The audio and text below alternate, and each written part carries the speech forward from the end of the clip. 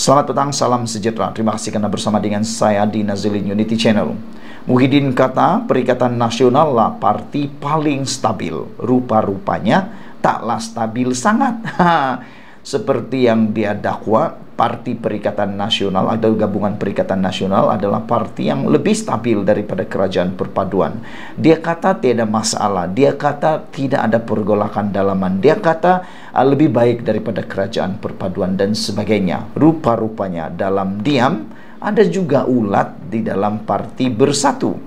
Manakan tidak, akhirnya dilaporkan kemarin 3 orang penaja dalam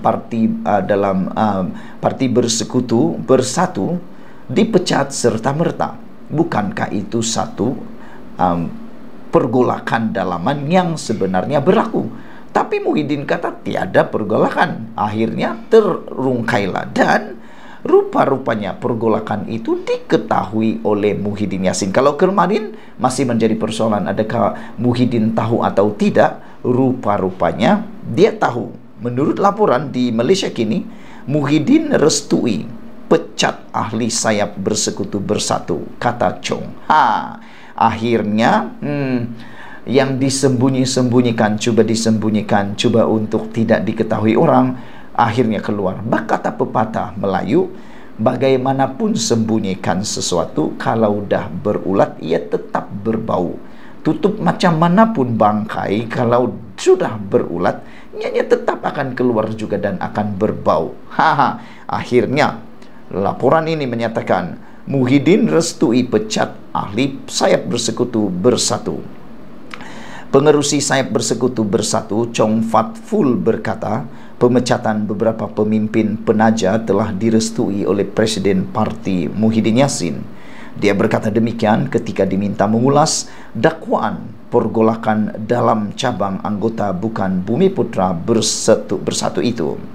Ini selepas sekurang-kurangnya 3 pemimpin penajanya dipecat serta merta. 3 pemimpin tersebut ialah Naib Ketua Sayap Bersekutu Parti Mahaganapati Das, Ketua Penerangannya S. Subramaniam dan Ahli Exco MU Raja. Subramaniam dan Mahaganapati bukan dalam Exco Sayap Bersekutu Bersatu Nasional. Mereka berdua tidak pernah menerima watikah lantikan dari mana-mana pihak. Watikah lama ditamatkan supaya watikah baru dapat dikuatkuasakan tanpa sebarang kekeliruan, kata beliau. Watikah baru telah ditandatangani oleh Tan Sri Presiden Bersatu Muhyiddin Yassin sendiri pada 6 Jun 2023. Ini bermakna pelantikan Exco baru Sayap Bersekutu Bersatu Nasional dibuat dengan pengiktirafan Presiden, katanya kepada Malaysia kini. Bagaimanapun, Chong tidak menjelaskan berhubung pemecatan MU Raja. Untuk rekod, Sayap Bersekutu Bersatu ditubuhkan pada 2021 selaku cabang parti itu yang mewakili ahli Bukan Bumiputra. Pada awalnya, sayap itu diketuai bekas ahli Parlimen Segamat Edmund Santahara Kumar. Ketika itu, seramai 14 ahli diberikan watikah pelantikan ke jawatan kepimpinan oleh Muhyiddin. Chong yang juga naib ketua kemudiannya menggantikan Santahara pada Ogos tahun lepas. Di bawah pimpinan Chong, Mahaganapati dilantik sebagai naib ketua baru, manakala Subramaniam dilantik sebagai ketua penerangan. Sementara itu, Subramaniam memberitahu Malaysia kini kenyataan Chong itu tidak tepat dan mengelirukan. Menurutnya, Presiden Bersatu tanda tangan watikah baru pada 6 Jun. Namun, saya ada bukti bahawa Muhyiddin tidak tahu isu pemecatan sehingga 10 Jun, kata beliau. Pada pagi 10 Jun, Muhyiddin sendiri membalas teks mesej saya bahawa dia tidak tahu mengenai pemecatan dalam Sayap Bersekutu. Jadi, kata beliau, bagaimana Presiden boleh iktiraf pelantikan baru pada 6 Jun, sedangkan pada 10 Jun dia sendiri berkata bahawa dia tidak tahu mengenai pemecatan, katanya. Tambahnya, dia masih menyimpan teks mesej Muhyiddin sebagai bukti. Yang kedua, Chong berkata pelantikan baru dibuat pada 6 Jun, tapi pemecatan dikeluarkan pada 16 Jun. Macam mana ini, kata beliau. Biasanya pecat penyandang kemudian lantik yang baru. Tapi Chong lantik yang ahli baru dulu. Lepas 10 hari pecat yang lama, ia sangat mengelirukan dakwanya. Menurut Subramaniam, surat bertarik 16 Jun ditandatangani oleh penolong setiausaha Dr. Richard Ng memaklumkan satu jawatan kuasa penaja yang baru sedang dalam proses pelantikan. Chong kata, Presiden tanda tangan watikah baru pada 6 Jun. Surat pula kata satu jawatan kuasa penaja yang baru sedang dalam proses pelantikan. Yang mana satu betul soal Subramaniam. Persoalan besar di dalam isu konten ini ialah, adakah dengan pergolakan dalaman seperti ini akan menyeru, akan dapat menjentik hati ROS pula. Ingat, kerajaan sekarang di bawah kepimpinan Anwar Ibrahim. Kalau ROS terjentik dan dapat menghidu masalah seperti ini yang penuh dengan kekeliruan, adakah Bersatu akan bakal menerima bahana besar? Termasuklah akan diharamkan pula atau dibubarkan, dan tak boleh pula bertanding tiba-tiba dalam PRN. Itu kita tak tahu. Kita tunggulah nanti macam mana. Apa pendapat kamu semua tentang isu ini? Adakah Bersatu akan haram, tiba-tiba boleh diharamkan oleh ROS dan tak layak untuk bertanding dalam PRN nanti? Sekian dulu untuk kali ini. Jangan lupa tinggalkan komen Anda, tekan butang subscribe. Kita jumpa lagi. Bye-bye. Selamat petang, salam sejahtera. Terima kasih karena bersama dengan saya di Nazilin Unity Channel. Ini satu lagi pendedahan yang paling menarik berkaitan dengan Muhyiddin Yassin, yang mungkin telah dilupakan oleh Muhyiddin Yassin, tapi tiba-tiba digemparkan dan dicungkil balik, dikorek balik, sehingga kita semua pun terkejut. Rupa-rupanya Muhyiddin Yassin pernah mengeluarkan apa yang dikata oleh Bersih, mengingatkan Muhyiddin. Bersih ingatkan Muhyiddin, janji lantikan GLC satu bentuk salah guna kuasa. Kenyataan terbuka pengerusi Perikatan Nasional PN Tan Sri Muhyiddin Yassin mengenai janji lantikan politik ke syarikat berkaitan GLC sekiranya PN menang 6 pilihan raya negeri PRN adalah satu bentuk salah guna kuasa. Gabungan Pilihan Raya Bersih dan Adil Bersih dalam satu kenyataan hari ini berkata, ia juga bertentangan dengan amalan takbir urus yang baik. GLC ialah syarikat yang wujud untuk memelihara dan mengembangkan kekayaan awam dan bukan mesin ATM parti politik untuk meletakkan penyokong serta parti dalam senarai gaji negeri, kata beliau.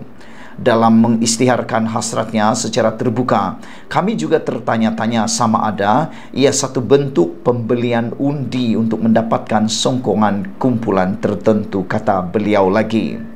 Katanya bentuk naungan politik itu malangnya sudah menjadi sebahagian daripada budaya politik, dan setiap kerajaan berturut-turut termasuk kerajaan perpaduan semasa juga bersalah kerana melantik ahli politik sama ada wakil rakyat atau bukan wakil rakyat ke lembaga pengarah GLC. Bersih konsisten sebagai pemerhati dan kumpulan pendesak di semua pentadbiran yang berbeza sepanjang tahun bahawa ahli politik yang juga wakil rakyat tidak harus dilantik ke jawatan GLC. Tanggung jawab utama mereka kepada pengundi dan menjadi penggubal undang-undang dan bukannya sebagai pengarah syarikat, kata beliau. Bagi ahli politik yang bukan wakil rakyat pula, kita mesti menyediakan proses yang jelas dan ketat untuk memastikan ketelusan dan hanya individu berkelayakan yang sesuai dilantik kerana mereka diamanahkan dengan aset awam, kata beliau lagi. Katanya, pengundi perlu bijak mengundi dalam pilihan raya negeri akan datang bagi memastikan parti atau calon yang komited dengan reformasi institusi untuk menghapuskan rasuah dipilih supaya negara dapat dibersihkan, dibebaskan daripada belenggu naungan politik dan rasuah, kata beliau lagi. Sebuah portal pada Rabu lalu melaporkan kenyataan Muhyiddin yang antara lain menyatakan PN siap sedia membentuk kerajaan di 6 negeri dan sudah menyelesaikan agihan jawatan termasuk Ketua GLC jika menang PRN akan datang. Muhyiddin dilaporkan berkata, PN tidak bimbang dengan kritikan terhadap pelantikan ahli politik untuk mengetuai GLC dengan menegaskan perkara sama turut dibuat kerajaan perpaduan ketika ini. Saudara-saudara sekalian, bersih ingatkan Muhyiddin, janji lantikan GLC satu bentuk salah guna kuasa. Jadi, rupa-rupanya tindakan Muhyiddin menyatakan secara terbuka bahawa Perikatan Nasional telah menyelesaikan semua perkara berkaitan dengan pelantikan jawatan termasuk GLC telah pun boleh menjadi senjata politik, senjata untuk PRN kali ini. Jadi hati-hatilah kepada Muhyiddin apabila membuat apa-apa tindakan terbuka, kerana ia boleh menjadi senjata politik dan boleh membawa kepada peluru untuk kempen PRN kali ini. Sekian dulu untuk kali ini. Adakah anda juga setuju bahawa Muhyiddin harus ingat bahawa janji lantikan GLC juga salah satu bentuk salah guna kuasa? Kalau parti gabungan PN kata, kalaulah mereka kata atau berpendapat atau cuba untuk menggunakan isu pelantikan GLC oleh kerajaan perpaduan, makna kata mereka pun akan juga terpalit sama, kerana Muhyiddin sudah kata termasuk GLC sudah ditamatkan. Sekian dulu untuk kali ini. Jangan lupa tinggalkan komen anda, ikuti terus ulasan selepas ini. Selamat petang, salam sejahtera. Terima kasih kerana bersama dengan saya di Nazilin Unity Channel. Saudara-saudara sekalian, lihat paparan tajuk ini sekarang. Dipetik daripada Malaysia Kini, yang amat panas dan penuh dengan kontroversi, dan pastinya anda akan sukai dan anda akan bantu share, kerana ini memang amat kontroversi dan sangat panas menjelang PRN baru-baru ini. Adakah anda setuju dengan pendapat daripada Agus yang mengatakan PAS paling banyak buat fitnah? Saudara-saudara sekalian, ini satu pendedahan yang memang luar biasa dan memang kontroversi, dan pastinya akan menimbulkan banyak komen daripada anda. Bantu saya, tinggalkan komen anda dalam ruangan komen di bawah ini dan tekan butang subscribe untuk membantu mengembangkan channel Suara Rakyat ini. Tekan butang subscribe itu percuma. Saudara-saudara, apa pendapat anda dengan apa yang dinyatakan oleh Agus ini, yaitu PAS paling banyak buat fitnah, kata beliau? Adakah anda setuju dengan pernyataan beliau mengatakan bahawa PAS adalah yang paling banyak buat fitnah? PAS merupakan parti politik paling banyak membuat fitnah dan terkait dengan saman di mahkamah, kata Ketua Pengarah Jabatan Komunikasi Komuniti JKOM, Muhammad Agus Yusuf. Menulis di Facebook, Muhammad Agus menyenaraikan permohonan maaf dibuat pemimpin PAS selepas melakukan sesuatu dakwaan kepada musuh politik mereka. Antaranya, kata Agus, permohonan maaf oleh Pesuruh Jaya PAS Perak Razman Zakaria kepada Anwar Ibrahim kerana mendakwa Perdana Menteri itu membawa agenda songsang LGBT dan menyokong agenda komunis. Menurutnya, pada 22 Jun lalu, Adun Kubu Gajah Khalil Yahya memohon maaf kerana mendakwa Perdana Menteri melantik ahli Parlimen Seputih Teresa Kok sebagai pengerusi Felda. Terbaru, pada 25 Jun lalu, katanya Akhbar Harakah Delhi pula memohon maaf kerana mendakwa bekas ahli DAP Muhammad Razali Abdul Rahman pernah menjadi penasihat khas Lim Guan Eng. Jika hendak disebutkan senarai fitnah PAS paling banyak, kata Muhammad Agus yang turut menyenaraikan kesamaan fitnah terhadap pemimpin PAS sejak 2017. Agus berkata, sebagai sebuah parti Islam, PAS sepatutnya membawa akhlak yang baik dan bukannya membuat persepsi serta tanggapan tanpa bukti. Tidak setuju, kritiklah, kata beliau. Jangan berkempen berunsur fitnah, perkauman, penghinaan dan unsur-unsur yang bercanggah dengan nilai Islam, katanya lagi. Menurutnya, perbuatan itu menjadi semakin berbelasa setiap kali menjelang pilihan raya.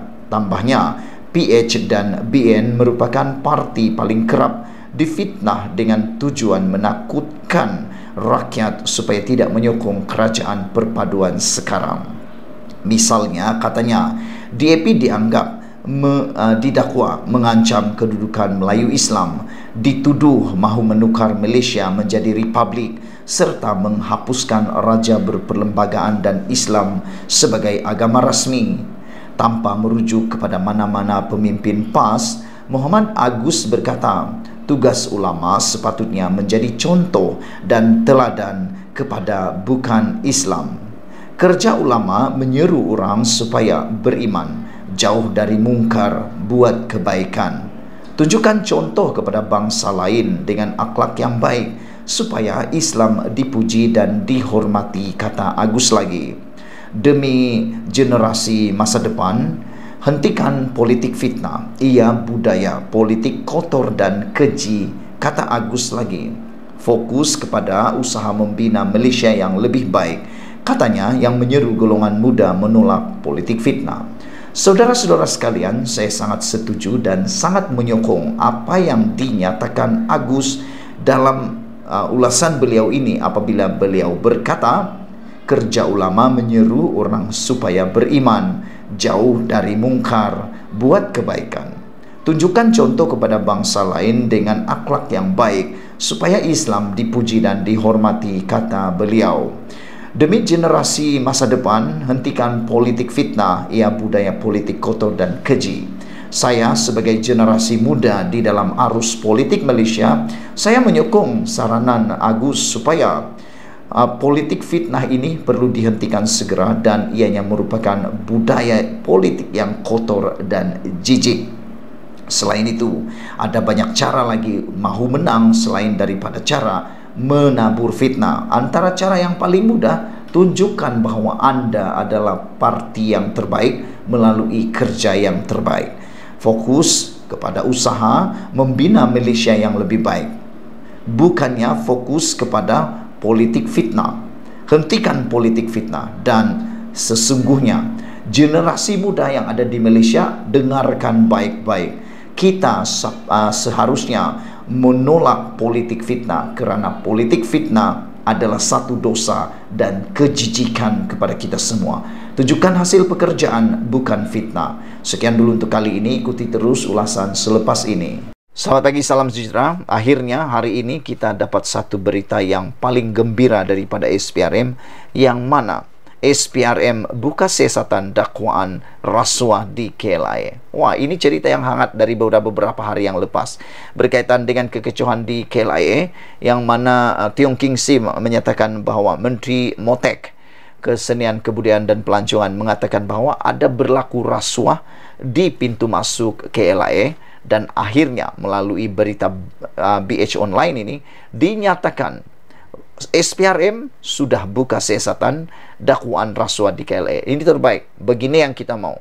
SPRM begini yang kita mau. Dapat saja laporan, dapat saja pendakwaan, dakwaan atau dapat saja pendedahan begini, tidak tunggu lama-lama. Terus bertindak, terus serang. Ini yang bagus. Jangan tunggu-tunggu, siasat dulu. Nggak tahu bila siasat lamanya berapa, baru terlepas. Kita mau yang terus bertindak. Begini yang terbaik. Apa pendapat kamu semua? Adakah Anda setuju dengan saya bahwa beginilah yang kita mau? SPRM terbaik, beginilah yang kita mau. Yang mana dapat saja pendedahan, terus segera bertindak, terus siasat. Barulah semua mat rasuah sakau ini takut dan tidak lagi berani cuba-cuba terpikir untuk buat sajalah, tidak juga tindakan pun. Itu yang kita tidak mau berlaku. Kita hormati dan kita sanjungi, kita kagumi SPRM yang ada sekarang ini. Ketua Pesuruhjaya Suruhanjaya Pencegahan Rasuah Malaysia SPRM Tan Sri Zambaki mengesahkan pihaknya akan membuka siasatan berhubung dakwaan rasuah yang berlaku di Balai Ketibaan KLIA. Beliau berkata agensi itu juga akan mendapatkan maklumat berhubung perkara itu dalam tempoh terdekat. Berhubung dakwaan rasuah yang dinyatakan oleh Menteri Pelancongan Seni dan Budaya, SPRM akan menyiasat perkara itu, kata beliau lagi. SPRM akan mendapatkan maklumat daripada semua pihak dan menyiasat perkara itu sewajarnya. Oleh itu, kami menggesa orang ramai supaya tidak mensensasikan atau membuat spekulasi mengenai perkara ini. Katanya, semalam terdapat laporan seorang menteri didakwa menceroboh masuk ke Balai Ketibaan Antarabangsa KLIA bagi membebaskan pelawat China yang ditahan Jabatan Immigration. Susulan itu, Datuk Seri Tiong King Sing mengakui dirinya adalah menteri yang dikaitkan dengan kejadian itu. Malah mendakwa kehadirannya membongkar amalan rasuah dalam kalangan pegawai di pintu masuk negara. King Sing mendakwa terdapat pegawai immigration yang meminta wang diberikan sekiranya pelancong asing yang ditahan mahu dilepaskan. Ada yang minta sehingga RM3,000 untuk dikeluarkan daripada tahanan termasuk tiket penerbangan pulang ke negara asal. Tambahan RM3,000 pula diminta jika mahu pulang ke negara asal dengan kadar segera menerusi laluan khas, manakala RM12,000 untuk kos memproses visa, kata beliau lagi. Wah, ini satu pendedahan yang luar biasa yang sudah pun menjentik hati SPRM, yang telah pun menjemput SPRM sendiri menyiasat rasuah yang didakwa berlaku di KLIA ini. Saudara, saya suka dengan pendedahan wang yang memalukan inilah. Menurut King Sing, terdapat pegawai immigration yang meminta wang diberikan sekiranya pelancong asing yang ditahan mahu dilepaskan. Tak tahulah kenapa ditahan, tetapi menurut King Sing, yang ditahan itu mempunyai dokumen yang lengkap, tiada masalah, cuma masalah komunikasi. Tetapi apabila King Sing mendedahkan ada pegawai immigration yang meminta sehingga RM3,000 untuk dikeluarkan daripada tahanan, termasuk tiket penerbangan pulang ke negara asal. Tambahan RM3,000 pula diminta jika mahu pulang ke negara asal dengan kadar segera menerusi laluan khas, manakala RM12,000 untuk kos memproses visa. Ini satu perkara yang memalukan negara. Terima kasihlah kepada SPRM yang bertindak cekap, pantas, segera untuk membuka kertas siasatan dakwaan rasuah di KLIA ini tanpa membiarkannya melalut. SPRM segera bertindak. Terima kasih SPRM, I love you so much. Semoga negara ini terus membangun, diperbaiki dengan lebih tangkas cepat di bawah kepimpinan Datuk Seri Anwar Ibrahim dan juga Azam Baki. Semoga barah yang sudah melarut lama dalam negara ini dapat disembuhkan dengan kadar segera. Tak sembuh sepenuhnya pun, kalau sembuh 90% pun sudah kira yang terbaik, dan terima kasih syukur kepada Tuhan. Kita jumpa lagi, Malaysia kita punya, kita juga sama-sama ikuti terus ulasan selepas ini. Selamat pagi, salam sejahtera. Terima kasih karena bersama dengan saya di Nazilin Unity Channel. Akhirnya dalang orang yang menyebarkan video tentang kekecohan di KLIA baru-baru ini melibatkan Menteri Pelancongan Kebudayaan dan Kesenian akhirnya didedahkan. Dari kemarin sampai sekarang netizen mempersoalkan siapa sebenarnya yang mendedahkan, siapa sebenarnya yang memulakan penyebaran video tular yang menjadi buah mulut dan salah tafsir dalam kalangan penggemar media sosial warganet.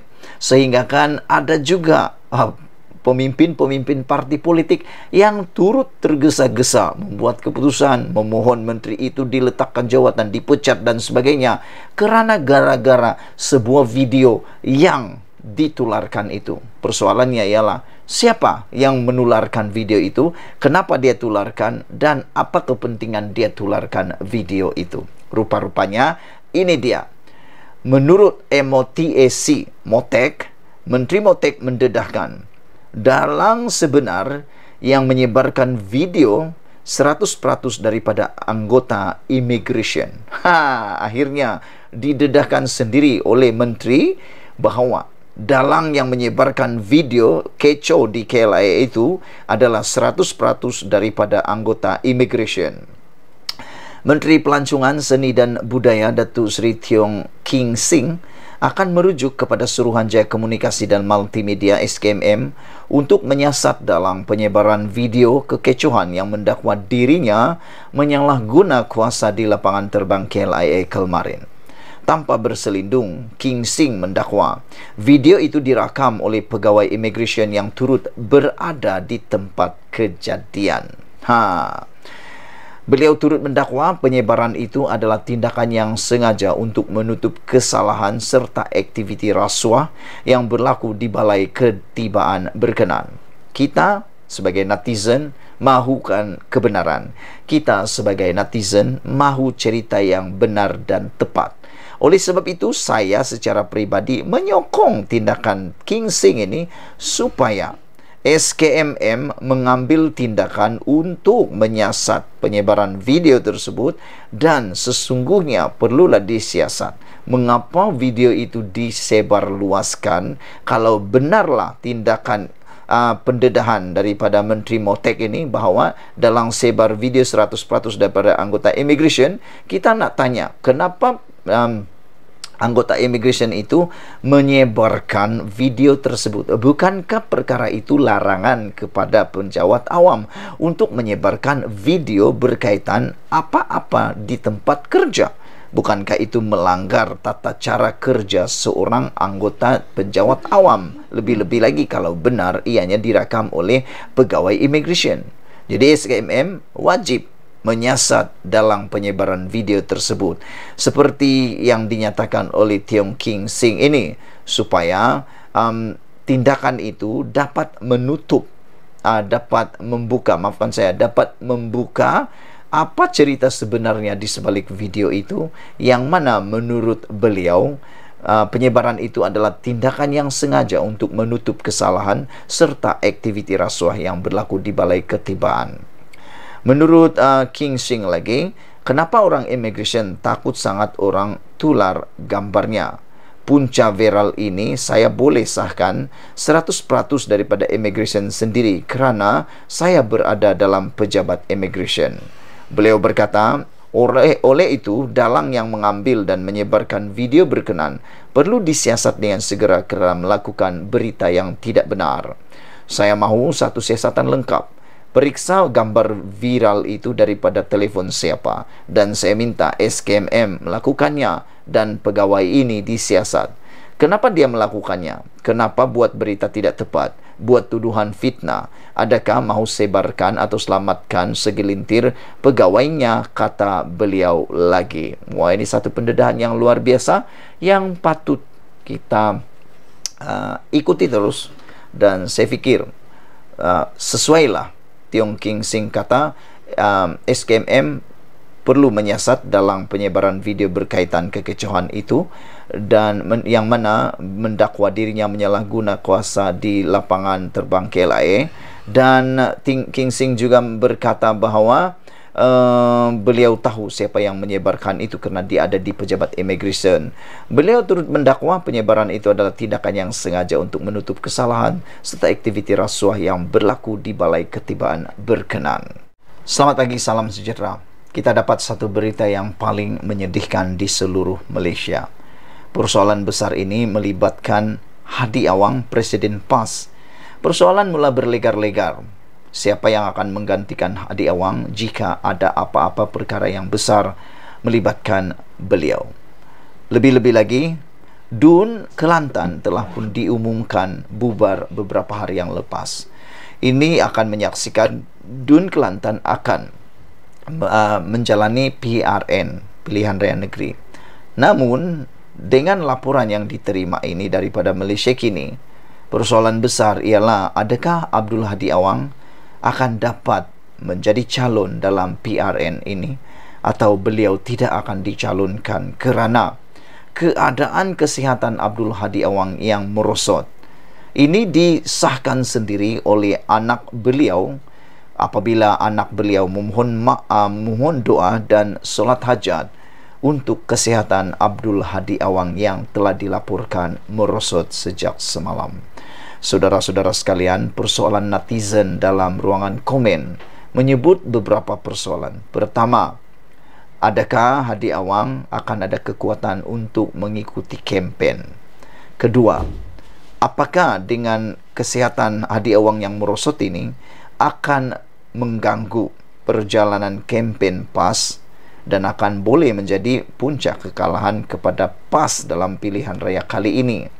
Kerana dapat dilihat kepimpinan PAS ini banyak dipengaruhi oleh Tuan Haji Abdul Hadi Awang. Selain itu, menjadi persoalan kita juga ialah, adakah Hadi Awang mampu bertahan? Dan kalau dia tidak mampu bertahan, katakanlah, kita tidak nak minta-minta, tetapi kita hanya bertanya, katakanlah Hadi Awang dijemput ilahi, siapakah yang akan menggantikan Hadi Awang selepas ini? Adakah Tuan Ibrahim Tuat Mat yang akan menggantikan beliau menjadi Presiden PAS selepas ini? Saudara-saudara sekalian, adakah benar dakwaan netizen Hadi Awang tidak akan bertanding dalam pilihan raya negeri yang akan datang ini? Kalau dia tidak bertanding, maksud kata beliau mempunyai PAS mempunyai masalah yang besar dalam kempen akan datang. Walau bagaimanapun, kita berdoa Presiden PAS Abdul Hadi Awang yang kini menerima rawatan di hospital selepas kesehatannya merosot sejak sebelum Aidil Adha lalu. Perkara itu dimaklumkan anaknya Muhammad Khalil Abdul Hadi menerusi catatan di Facebook pagi ini. Beliau menulis mohon doa dan solat hajat khusus untuk kesembuhan Ayanda Tuan Guru. Kesehatan Ayanda sedikit merosot sebelum Aidil Adha dan kini sedang menerima rawatan dan pemantauan lanjut oleh pihak doktor di hospital, kata beliau lagi. Bagaimanapun, Muhammad Khalil yang juga adun batu buruk tidak memaklumkan lokasi hospital Abdul Hadi dirawat. Menurutnya, Abdul Hadi telah berada dalam keadaan uzur ketika majlis pelancaran Jentera Pilihan Raya Pemuda PAS Terengganu pada 27 Jun lalu. Bagaimanapun, katanya ahli parlimen Marang itu tetap menggagahkan diri untuk hadir program berkenan. Semoga Allah mengurniakan kesehatan dan kesejahteraan kepada Ayanda Tuan Guru berkat doa yang dipanjatkan oleh kita semua, katanya.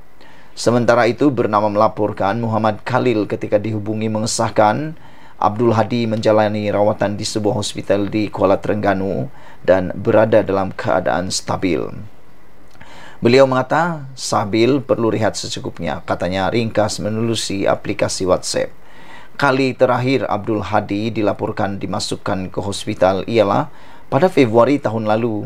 Dia ketika itu dimasukkan ke Hospital Putrajaya selepas dilaporkan sesak nafas sebelum dipindahkan ke Institut Jantung Negara IJN untuk rawatan lanjut. Ikuti terus ulasan selepas ini.